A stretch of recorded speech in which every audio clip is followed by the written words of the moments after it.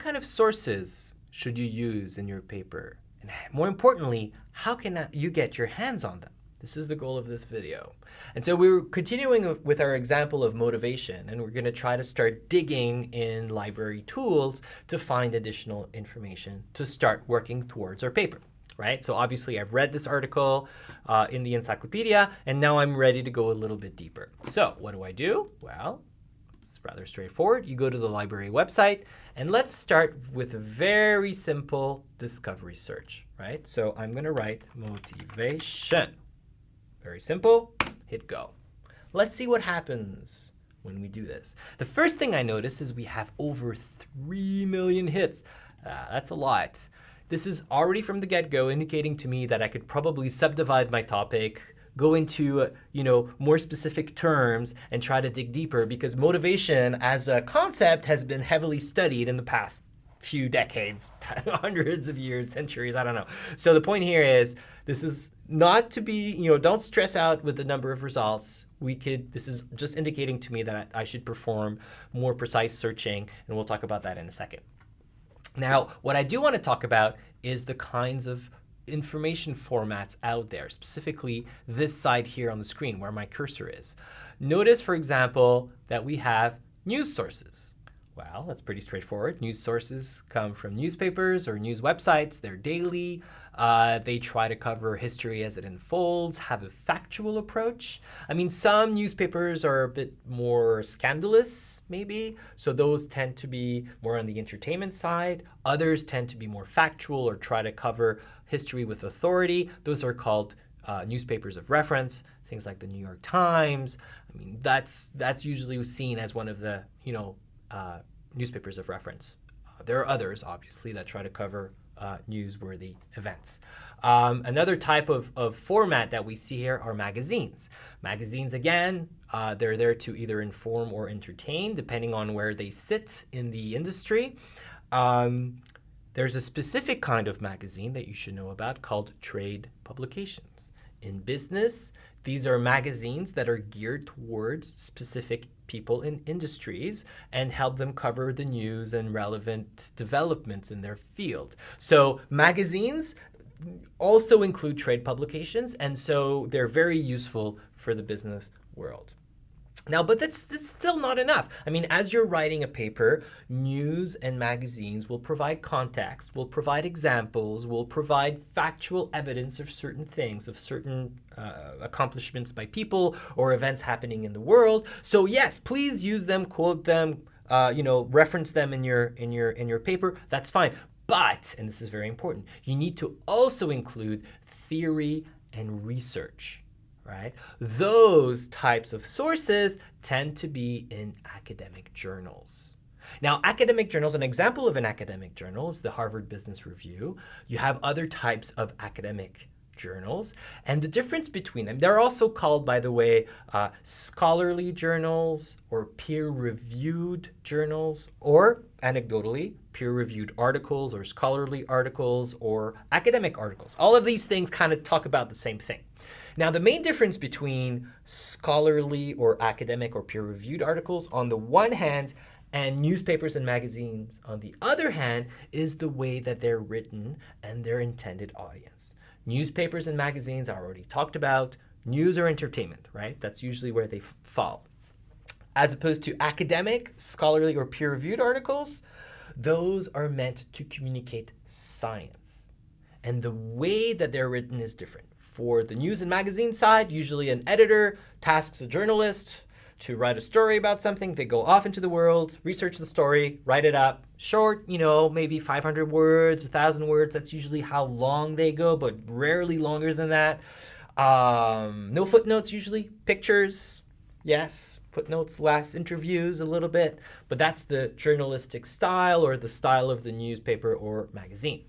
Academic articles are completely different. First of all, they're much longer. 5,000, 10,000, 20,000 words. We're talking about 10 to 20 pages long here. So yes, they're longer. They have tons of footnotes. Usually when researchers communicate results from their research, from their protocols, they quote from existing researchers' works to try to position themselves in this kind of, ecosystem of research happening around the world. This is called a literature review, and they have to provide evidence for having done this preliminary research to contextualize their own undertakings, right? So research articles, academic articles, or peer-reviewed articles contain bibliographies. And by the way, like in encyclopedias, you can use those bibliographies to find additional interesting sources to research your paper. This is called the Pearl of Citation method, when you're going from one bibliography to another bibliography to another bibliography to discover additional reading. This is how research was done before the internet. But now that we have search engines, let's not worry about Pearl of Citation, but they're still useful in certain cases. So academic articles are longer, they have a bibliography, and usually the words that you use are longer, more academic. They're not meant to entertain, they're really meant to communicate science as discoveries happen when professors and other researchers are, undertaking experiments and other kinds of, research undertakings, surveys, and that kind of stuff. So it's extremely important to try to quote from these academic articles, right? Because what you want is at the end of your paper, once you've written it up and it's all ready to go, if you flip to the bibliography page, what you want to see is things like, newspaper articles, maybe a few trade publications just to give some context, and then a whole bunch of research papers. How many research papers? That's a great question. It really depends on your discipline, your field, the topic that you're doing, but you want to at least have a few in there. And honestly, this is just indicating to your professor the kinds of efforts that you've done to create a great paper, right? So you want to have a good mix of, academic papers and as well as a few other non-academic papers. And so the point here is these academic papers are usually extremely precise, right? When you want to find general evidence or general information about the world, you can use encyclopedias or other types of sources. And in business, there's actually quite a few sources that are in addition to encyclopedias or Google or Wikipedia that aren't academic articles, but are extremely useful. And let me tell you about them really quickly, because Concordia spends millions of dollars every year to pay copyright fees so that you can use these tools.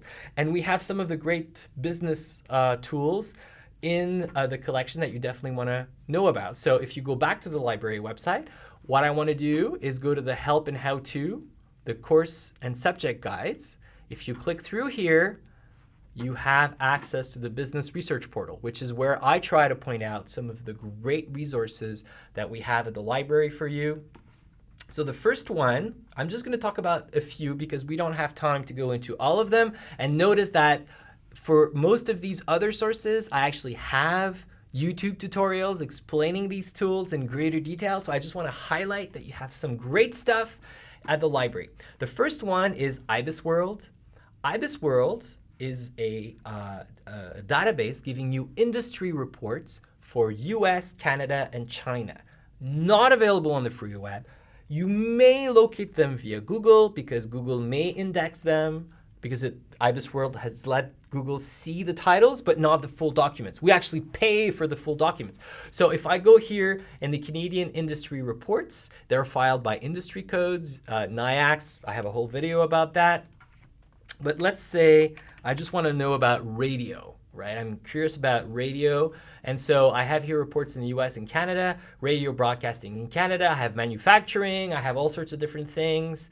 Let's just do radio broadcasting. I just want to show you, if you go here, download the PDF, that's what you want to do, because you would have to look at all of these links to understand what's going on. But if you just go to the PDF version of this report, this is the kind of stuff that you get. This is totally relevant evidence that you could supplement your papers with, right? This is a trustworthy source that I have purchased. I have made the recommendation along with the other librarian colleagues to acquire this source and pay for it every year so that you can use it for free, right? And so why wouldn't you read up on radios in Canada, radio stations in Canada by reading the IBIS World Report? And then you can copy paste evidence from this report into your paper.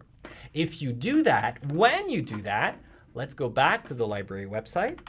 I just want to point out that under Help and How To, we have a citation guide in the APA format for citing business databases. So if you want to know how to do a footnote when you're copy pasting from IBIS World, well, just go to this citing business sources in APA format. I mean, you could use the library website or just Google it. But the point here is that we have an example of how to quote from IBIS World, right? So IBIS World gives you information about industries in Canada, and it's a great way to supplement academic articles. Another great tool on the business research portal. So I just highlighted IBIS World as a source that you could use, right, for industry reports. Now, another great tool is called Consumer Reports, right? And we have here Passport by Euromonitor. Euromonitor is a market analysis firm in the UK, in London, and we buy access into their system. And again, this is something that you do not see on Google. And the terms of use obviously say that you can only use it for your academic purposes, to quoting in your papers, giving it to your professor, but you're not allowed to print stuff and start selling it or giving it away to people in your network. You're not supposed to do that. I have to tell you this. So for example, what I could do here is go into the categories and look at the different topics. If I click on Go here, I could look up any number of consumer industries here. Let's say I'm interested in consumer health, and I could look at sport nutrition or allergy care or whatever topic I want. So I can click around here and find whatever I want. I could also do a keyword search to try to locate categories. Once I select them, they get added to my basket. And then the next step is to select geographies. This system includes 180 countries and country groupings, including Canada. So, I mean, we could compare Canada and another country. I won't do that, but we could. And then I hit search. And then what happens is I get data sets and I also get reports. And these are the kinds of reports that are extremely expensive to purchase, and that, you know, if you Google them, they're going to ask you for a couple $1,000s to download. And here you go, you have access to them for free because I've prepaid the copyrights. I mean, the library has prepaid the copyrights for you to use this. So absolutely, please do use Passport because this is only available to you while you're a student. Another thing, if you go back to the result, I just showed you a quick report, the first report. But if you go here under market sizes, again, this is giving you, in Canadian millions of dollars, the market sizes for this specific trend data series. And I could download the stuff, include it in Excel. I could get a per capita, so it's going to divide by the total population of Canada, so you can see how households or people are behaving. Or I could change the currency. Where's the currency conversion? There it is. So if I have a bunch of countries up here, I could compare Brazil and Canada and put everything in US dollars so that it's comparable. And it also has forecasting.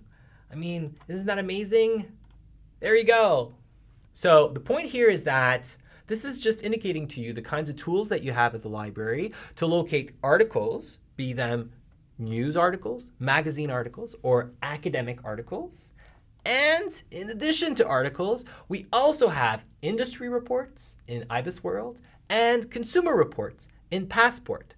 This is just highlighting 3 tools that we have that are immediately useful to you as a business student, but literally we have thousands of tools, including free websites from the government that aren't indexed in Google, and a bunch of other stuff that we have, even printed books, imagine that, in the library collection. And so the goal of this video was to highlight the different kinds of sources that you could use in your paper to maximize the chances of getting a good grade.